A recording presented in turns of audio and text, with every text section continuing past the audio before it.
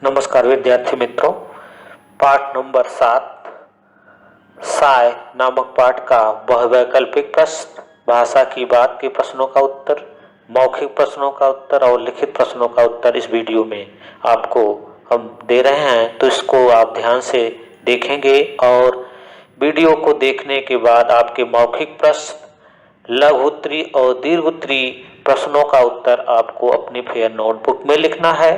पहले चैप्टर का नाम शब्दार्थ, शब्दार्थ के बाद मौखिक प्रश्नों का उत्तर, मौखिक प्रश्नों के उत्तर के बाद आपको लिखित में लघु उत्तरी और दीर्घ उत्तरी प्रश्नों का उत्तर लिखना है और बहुवैकल्पिक जो प्रश्न हैं उनके उत्तर आपको अपनी टेक्स्ट बुक पे लिखना है और भाषा की बात के प्रश्नों का उत्तर भी आप अपनी टेक्स्ट बुक पे लिखेंगे। तो चलिए सबसे पहले हम स्टार्ट करेंगे बहुवैकल्पिक प्रश्न। बहुवैकल्पिक प्रश्नों को पहले देखते हैं, इसके बाद फिर भाषा की बात। करा है कि किसकी शादी की तिथि निश्चित हुई। किसकी शादी की तिथि निश्चित हुई। आपने देखा होगा कि अभी तक जितने भी बहुवैकल्पिक प्रश्न आए थे आपकी टेक्स्ट बुक में उसमें 3 ही ऑप्शन हुआ करते थे, लेकिन इस पाठ वाले जितने बहुवैकल्पिक क्वेश्चन हैं इसमें 4 ऑप्शन दिए गए हैं। कितने ऑप्शन हैं? 4 ऑप्शन दिए गए, तो इसमें घबराने की कोई जरूरत नहीं है। कहानी को एक बार 2 बार वीडियो को देखो, सुनो, पढ़ो, सारे प्रश्नों का उत्तर बहुत आसानी से आपको आ जाएगा। तो किसकी शादी की तिथि निश्चित हुई? बहन की, बेटी की, भाई की, दोस्त की। तो आपने देखा होगा, इस पंक्ति को ध्यान में रखो। शादी, किसकी शादी की तिथि निश्चित हुई? बेटी की शादी की तिथि निश्चित हुई। किसके आधार पे? पैराग्राफ शादी की तिथि से आपको पढ़ना है कहानी और वो कहानी में जो आएगा वही उत्तर आपका राइट हो जाएगा। तो क्वेश्चन नंबर 1 का विकल्प नंबर ख, क्वेश्चन नंबर 1 का विकल्प नंबर ख, बेटी की शादी की तिथि निश्चित हुई। नेक्स्ट है, अज्जू ने हाई स्कूल की परीक्षा में कौन सा स्थान प्राप्त किया? क्या है? अज्जू ने हाई स्कूल की परीक्षा में कौन सा स्थान प्राप्त किया था? तो विकल्प नंबर का है प्रथम, का है दूसरा, ग है तीसरा और घ है कोई भी नहीं। क्वेश्चन नंबर 2 का विकल्प नंबर फर्स्ट, क नंबर का विकल्प आपका राइट हो जाएगा। अज्जू ने हाई स्कूल की परीक्षा में प्रथम अंक प्राप्त किया। नेक्स्ट क्वेश्चन है, अनेक वादे करने पर भी पिता का घर आ पाना संभव क्यों नहीं था? देखिए प्रश्न है, प्रश्न नंबर 3, अनेक वादे करने पर भी पिता का घर आ पाना संभव क्यों नहीं था? विकल्प 4 दिए गए, क्योंकि पिता अफ्रीका में बहुत व्यस्त थे। विकल्प नंबर ख है, क्योंकि पिता का देहांत हो चुका था। विकल्प नंबर ग है, क्योंकि उन्हें जाने की अनुमति नहीं मिलती थी। घ है, क्योंकि भारत में उनका मन नहीं लगता था। तो क्वेश्चन नंबर 3 का विकल्प नंबर ख, क्योंकि पिता का देहांत हो चुका था, तो राइट आंसर हो जाएगा। विकल्प नंबर ख आपका राइट आंसर हो जाएगा। तो चलिए आगे चलते हैं हम लोग भाषा की बात में। भाषा की बात में प्रश्न नंबर क है। प्रश्न नंबर क में जो बॉक्स बना है, बॉक्स के अंतर्गत कुछ चीजें लिखी हैं उस पर आपको ध्यान देना है। करा है क्रमशः, क्रमशः, क्रमशः जो लिखा गया है उसके पीछे आप देख रहे होंगे 2 चिन्ह डॉट के लगे हैं, छोटे छोटे 2 बिंदु दिख रहे हैं। वे बिंदु विसर्ग का संदेश देते हैं। किसका? विसर्ग का चिन्ह होता है, वही विसर्ग यहाँ पे लगा हुआ है। क्रमशः, क्रमशः ये विसर्ग में ह का बोध कराता है। किसका बोध कराता है? ह का। जब बोलेंगे क्रमशः, प्रायः, प्रातः, संभवतः, अतः, ये जो डॉट के चिन्ह शब्द के पीछे जो लगे हुए हैं 2 बिंदु दिख रहे हैं वो विसर्ग के चिन्ह हैं और विसर्ग के अंतर्गत ह वर्ण का बोध होता है। किसका बोध होता है? ह वर्ण का बोध होता है। उच्चारण करके देख लें, क्रमशः, ह नहीं दिख रहा है लेकिन चिन्ह की वजह से यहाँ पे ह का बोध हो रहा है। क्रमशः, प्रायः, प्रातः, संभवतः, अतः, अक्षरांशः आदि शब्दों में विसर्ग है। विसर्ग मीन्स जो किसी शब्द के पीछे जो दो दांत लगे होंगे और उच्चारण करते समय ह वर्ण का वहां बोध होगा लेकिन ह वर्ण नहीं दिखाई देता, उसे हम विसर्ग युक्त शब्द कहते हैं या विसर्ग का चिन्ह कहते हैं। यदि इनके विसर्गों को हटा दें तो इनके उच्चारण में बहुत अंतर आ जाएगा। जैसे क्रमशः के बाद जो विसर्ग लगा है अगर हटा दें तो उच्चारण में परिवर्तन हो जाएगा। क्या होगा? क्रमशः, क्रमशः हो जाएगा। जो क्रमशः हम पढ़ रहे हैं उच्चारण क्या होगा? क्रमशः हो जाएगा जैसे ही विसर्ग को हटा देंगे। ये सभी शब्द अर्थहीन हो जाएंगे, इनका कोई अर्थ नहीं रह जाएगा। अत, अत का कोई अर्थ हुआ अगर विसर्ग हटा दिए। संभवत, इसका कोई अर्थ, प्रात कोई अर्थ नहीं होगा। अगर इन विसर्ग चिन्हों को हटा देंगे तो ये शब्द अर्थहीन हो जाएंगे, एक इसमें किसी भी प्रकार का अर्थ नहीं रहेगा। विसर्ग का प्रयोग हिंदी में इन्हीं शब्दों के साथ होता है जो संस्कृत से आए हैं। एक बात और इसमें विशेष ध्यान रखना है कि हिंदी में विसर्ग युक्त वर्णों का प्रयोग तत्सम वाले शब्दों के साथ ही होता है जो कि हिंदी भाषा में बिना बदले प्रयोग किए जाते हैं, उसी में विसर्ग चिन्हों का प्रयोग किया जाता है। और जो हिंदी भाषा में बदल करके प्रयोग किए जाते हैं उसमें विसर्ग का चिन्ह नहीं लगता। जितने भी ये विसर्ग युक्त शब्द हैं सब तत्सम कहलाते हैं। जैसे ये संस्कृत भाषा में थे वैसे ही हिंदी में प्रयोग में आ गए हैं। और यदि इन विसर्गों को हटा देंगे इन शब्दों के साथ तो ये शब्द अर्थहीन हो जाएंगे, इनका कोई अर्थ नहीं रहेगा। तो देखिए करा है, प्रस्तुत पाठ में आए विसर्ग युक्त शब्दों को छांट करके लिखिए। आपने ऊपर देखा क्रमशः, संभवतः, प्रातः, अतः, अक्षरांश आदि क्या हैं? विसर्ग युक्त शब्द हैं। तो आगे चलते हैं। क्वेश्चन नंबर ख है, निम्नलिखित शब्दों से मूल शब्द एवं उपसर्ग अलग करके लिखिए। इसका वीडियो मैंने पहले भी भेज चुके हैं और फिर भी एक बार इसको देख लें। मूल शब्द, ऐसा शब्द जिसका पहले से एक निश्चित अर्थ हो उसे हम मूल शब्द कहते हैं। ऐसा शब्द जिसका पहले से एक निश्चित अर्थ हो उसे हम मूल शब्द कहते हैं। क्लियर? नेक्स्ट अब आती है बात उपसर्ग किसे कहते हैं। मूल शब्द और उपसर्ग दोनों को जानने के बाद ही आपको पता चलेगा कि शब्द में उपसर्ग क्या है और मूल शब्द क्या है। मूल शब्द की परिभाषा मैंने बताया, जिस शब्द का पहले से एक निश्चित अर्थ होगा उसे हम मूल शब्द कहते हैं। उपसर्ग की परिभाषा है, कोई भी वर्ण या शब्द, कोई भी वर्ण या शब्द किसी मूल शब्द के पहले लग करके यदि उसका अर्थ बदल देता है तो उसे हम उपसर्ग कहते हैं।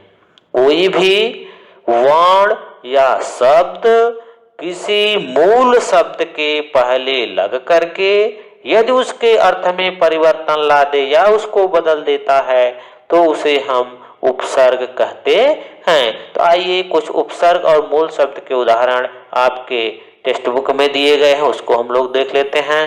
पहला दिया है सुदूर। क्या दिया है? सुदूर। सु इसमें क्या है? उपसर्ग है। सु क्या है? उपसर्ग है। और दूर जो है आपका मूल शब्द है। सुदूर, सुदूर जैसे ही सु उपसर्ग लगा तो दूर शब्द का अर्थ क्या हो गया? बदल गया। दूर, सुदूर माने बहुत दूर। और पहले क्या था? दूर केवल दूर था, ये निश्चित नहीं था कितना दूर था, लेकिन जब सु लग गया तो सुदूर माने बहुत दूर।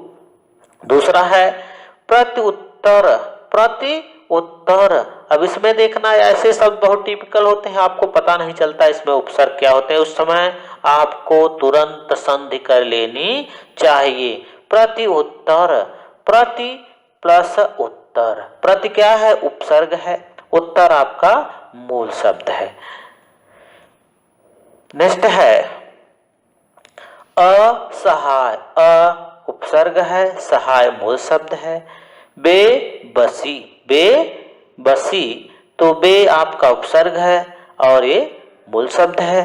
सुविचार, सु उपसर्ग है, विचार मूल शब्द है। अधर्म, अ उपसर्ग है, धर्म मूल शब्द है।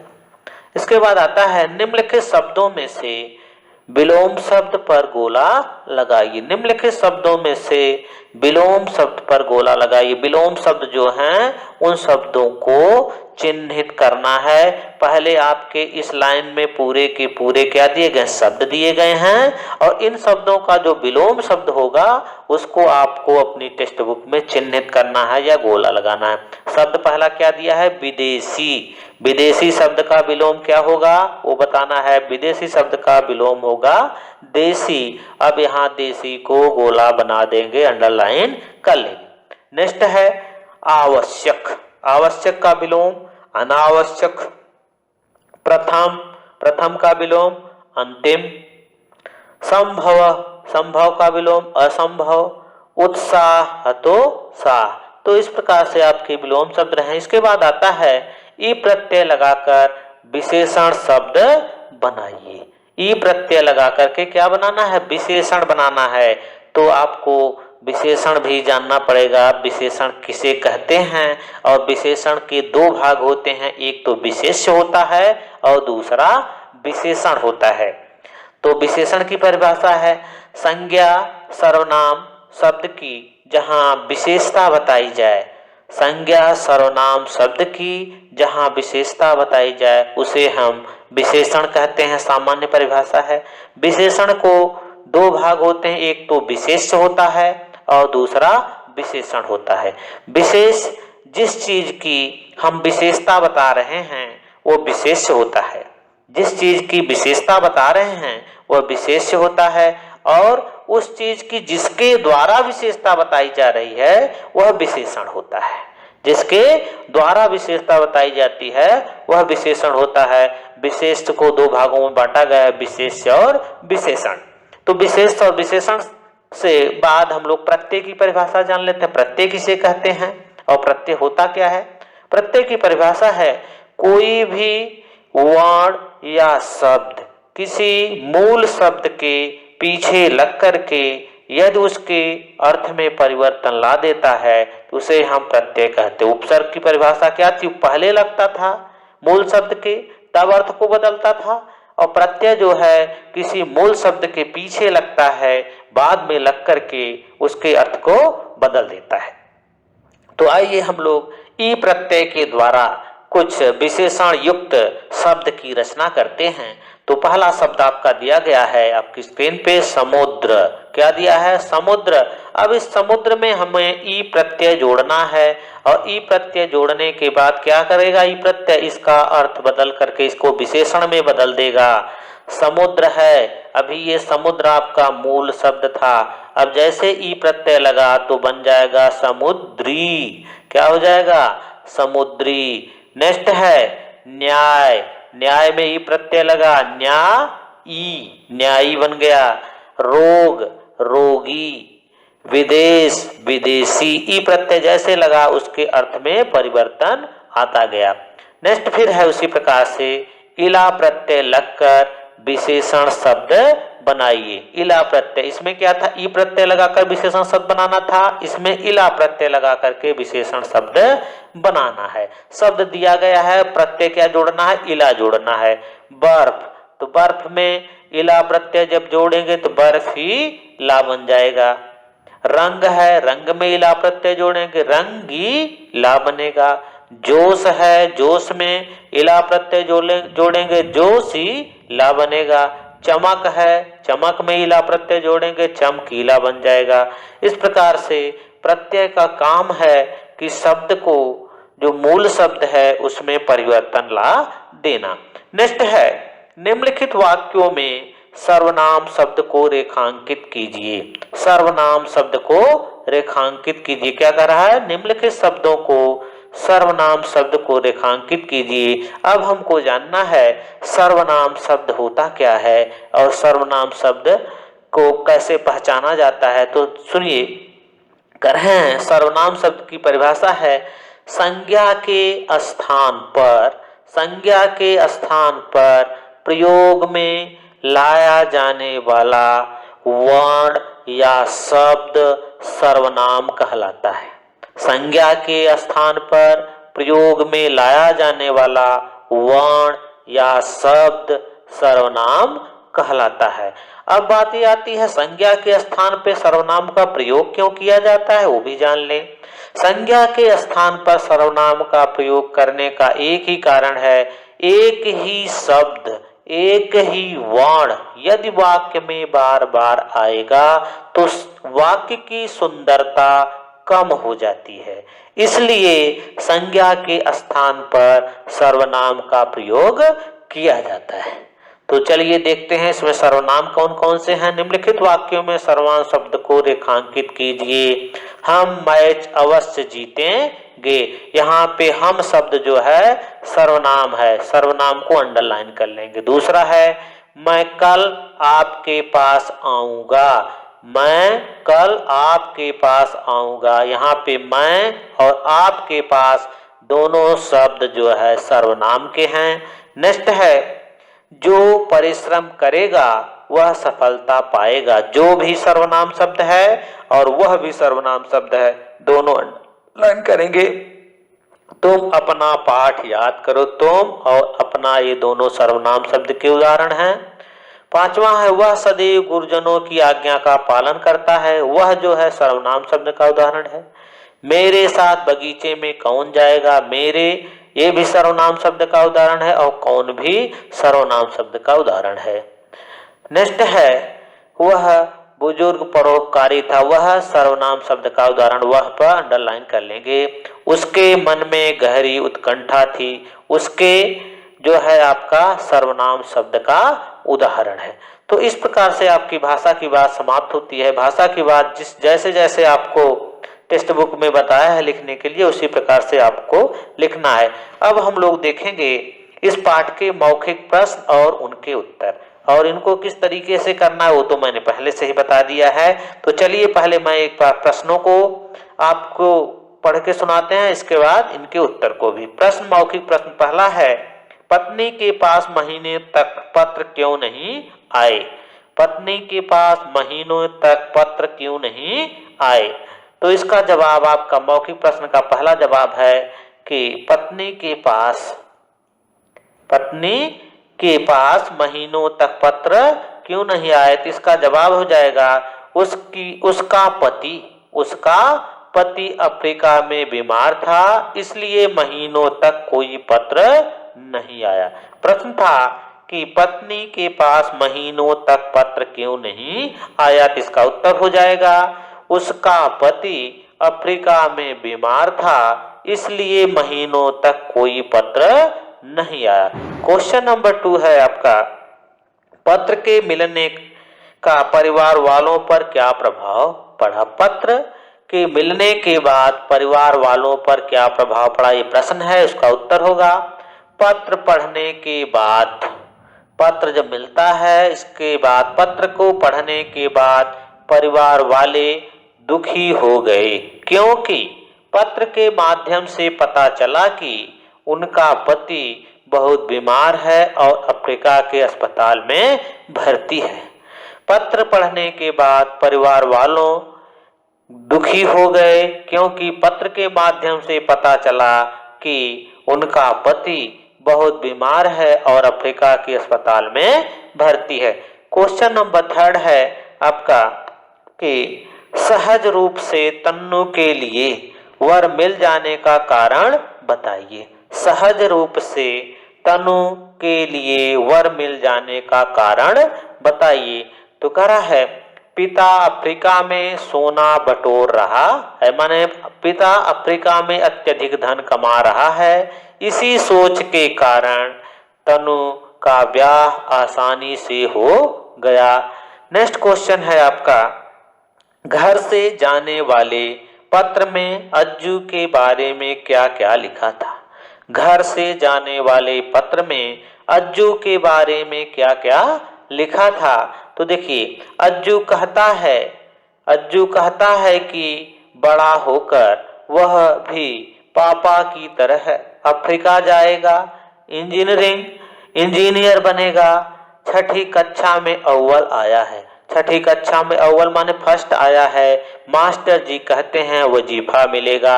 ऐसा पत्र में पत्नी लिख करके अफ्रीका देश में भेजती है कि अज्जू कहता है कि बड़ा होकर वह भी पापा की तरह अफ्रीका जाएगा, इंजीनियर बनेगा।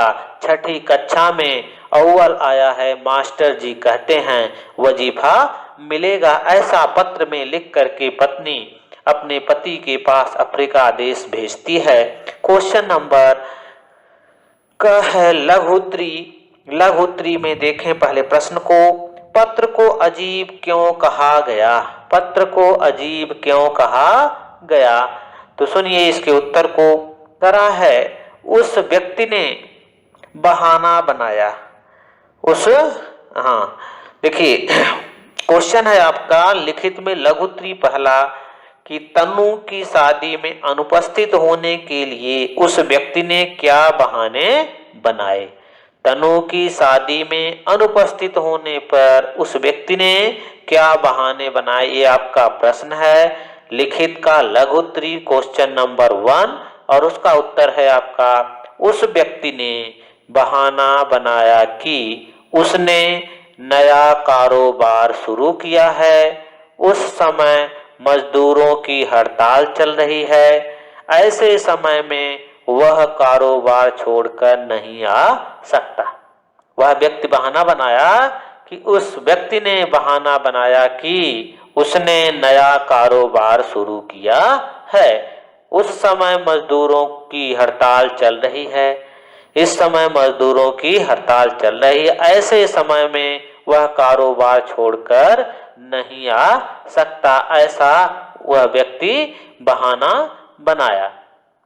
तो क्वेश्चन नंबर 2 देखें आप लोग लघुत्तरी का। क्वेश्चन नंबर 2 है बच्चों के मुरझाए चेहरे खिल उठे पत्र के साथ। क्वेश्चन नंबर 2 है लघुत्तरी का कि बच्चों के मुरझाए चेहरे क्यों खिल उठे। मुरझाए माने उदास चेहरे क्या हो गए, प्रफुल्लित हो गए, खिल उठे। पत्र के साथ कुछ रुपए आए और इसलिए बच्चे के मुरझाए चेहरे खिल उठे। पत्र के साथ एक पत्र आया। पत्र में सुख संवाद लिखा हुआ था, सुख समाचार लिखा हुआ था और पत्र के साथ कुछ पैसे भी आए थे। इसलिए बच्चों के मुरझाए चेहरे खिल गए, प्रसन्न हो गए। क्वेश्चन नंबर 3 है अज्जू ने अफ्रीका जाने का कार्यक्रम क्यों बनाया। अज्जू ने अफ्रीका जाने का कार्यक्रम क्यों बनाया। बार बार आग्रह करने पर जब उसके पिता घर नहीं आए। बार बार आग्रह करने पर जब उसके पिता घर नहीं आए इसलिए अज्जू ने अफ्रीका जाने का कार्यक्रम बनाया कि मैं खुद जाकर पिताजी से मिल लूंगा। क्यों बनाया था कि बार बार आग्रह करने पर, बार बार बुलाने पर वे घर नहीं आते। बार बार आग्रह करने पर जब उसके पिता घर नहीं आए इसलिए अज्जू ने अफ्रीका जाने का कार्यक्रम बनाया कि मैं खुद जाकर पिताजी से मिल लूंगा। तो ये लघुत्तरी 3 क्वेश्चन आपके कंप्लीट होते हैं। इसके बाद दीर्घोत्तरी क्वेश्चन स्टार्ट होता है कि पत्र को अजीब क्यों कहा गया। दीर्घोत्तरी क्वेश्चन नंबर ख का प्रश्न नंबर 1 है कि पत्र को अजीब क्यों कहा गया। पत्र को अजीब क्यों कहा गया। देखिए पत्र में करुणा भरा भाव था। पत्र में करुणा भरा माने दुख से भरी बातें लिखी हुई थी। कहां से लिखी थी, नैरोबी के अस्पताल से लिखा गया था। पत्र जो है अफ्रीका देश में नैरोबी के अस्पताल से लिखा गया था कि वह बहुत बीमार है। अनावश्यक विलंब के कारण, अनावश्यक माने जो विलंब जरूरी नहीं था उसके कारण मेरा रोग काबू से बाहर है। डॉक्टरों ने ऑपरेशन की सलाह दी परंतु कुछ फायदा नहीं। अब चंद माने कुछ दिनों का मेहमान है। इसके बाद ईश्वर ही तुम लोगों का सहारा है। इसलिए पत्र को अजीब कहा गया। फिर से देख लो इस प्रश्न को। प्रश्न नंबर 1 है दीर्घ उत्तरी का प्रश्न, पत्र को अजीब क्यों कहा गया? पत्र में करुणा भरा भाव था, दुख से भरी हुई बातें लिखी हुई थी। या था नौरोबी के अस्पताल से लिखा गया था। यह पत्र कहां से लिखा गया था? नौरोबी के अस्पताल से लिखा गया था कि वह बहुत बीमार है, अनावश्यक विलंब के कारण रोग काबू से बाहर है। डॉक्टरों ने ऑपरेशन की सलाह दी परंतु कुछ फायदा नहीं। अब चंद दिनों का मेहमान है, इसके बाद ईश्वर ही तुम लोगों का सहारा है, इसलिए पत्र को अजीब कहा गया। इस प्रकार से पत्र में लिखा गया था कि मैं अब कुछ ही समय का मेहमान हूँ इस संसार में और आप लोगों का सहारा मात्र कौन है? ईश्वर ही है। ऐसा पत्र में लिखा था, इसलिए पत्र को अजीब कहा गया। नेक्स्ट क्वेश्चन है दीर्घ उत्तरी का, यदि पिता के दोस्त उनके परिवार वालों को उनकी मृत्यु की खबर तभी दे देते तो क्या परिणाम होता? विस्तार से उत्तर दीजिए। करा है यदि पिता के दोस्त उनके परिवार वालों को उनकी मृत्यु की खबर तभी दे देते तो क्या परिणाम होता? विस्तार से लिखिए। छात्र स्वयं उत्तर को लिखेंगे। इसका मतलब यह है कि आप इस कहानी को पढ़ेंगे और कहानी को पढ़ने के बाद इस प्रश्न का उत्तर स्वयं से आपको अपनी फेयर नोटबुक पे लिखना होगा। प्रश्न है यदि पिता के दोस्त उनके परिवार वालों को उनकी मृत्यु की खबर तभी दे देते तो क्या होता? वो पंक्तियां बहुत छोटी थी कि अगर दे देते, उन्होंने बताया था कि अगर 10 या 15 साल पहले, यदि मान लो 10 या 15 साल पहले आपकी पिता की मृत्यु हो गई होती तो आप ठीक से पढ़ाई नहीं कर पाते और आपकी माँ कब की मर चुकी होती, आपका परिवार ऐसे अंधकार में गिर गया होता कि जहां से निकलना संभव नहीं होता। तो इस प्रकार से इसका जवाब होगा। आप इसको पढ़ करके और अच्छे तरीके से और आपके समझ में चीजें आए तो और इसमें लिख सकते हैं। नेक्स्ट क्वेश्चन है कि प्रस्तुत पाठ के आधार पर मैत्री विषय पर अनुच्छेद लिखिए। मैत्री विषय पर अनुच्छेद माने मित्र के ऊपर एक अनुच्छेद लिखिए इस पाठ के आधार पर। इस पाठ में एक मित्र ने दूसरे मित्र के परिवार की परवरिश किस प्रकार से की है, कैसे सच्ची मित्रता को निभाई है, उसके ऊपर एक पैराग्राफ आपको लिखना है। आप अपनी सोच के आधार पर इसको लिख सकते हो। इसको अलग से कुछ लिखाया नहीं जाएगा, लेकिन परीक्षा में इस प्रकार के क्वेश्चन पूछे जा सकते हैं।